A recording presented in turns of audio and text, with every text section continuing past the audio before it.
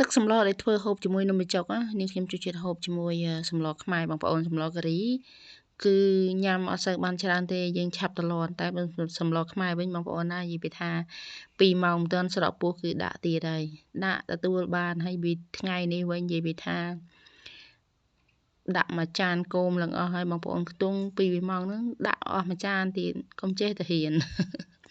ព្រោះដោយសារទឹកស្លយើងធ្វើខ្លួនឯងគឺយើងតម្រូវរសជាតិមិនថាខ្ទិះដូងមិនថាសាច់ត្រីបងប្អូន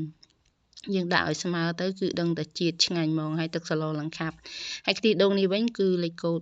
955នឹងមកប្រទេសណាបងប្អូនតាមបានឆែកទេដឹងតែមិនបោះចោលសៀមហើយឥឡូវនេះទឹកសម្លនេះខ្ញុំគឺខើតែឃើញពណ៌ក៏ដឹងដែរថាជាតិប៉ុណ្ណាបងប្អូនដាក់គ្រឿងតម្រូវរសជាតិយើងទៅចុងបញ្ចប់នេះគឺស្ដេចដីបងប្អូនចាឥឡូវវីដេអូនេះខ្ញុំក៏ដល់ទីបញ្ចប់ដែរអរគុណច្រើនបងប្អូនទាំងអស់គ្នា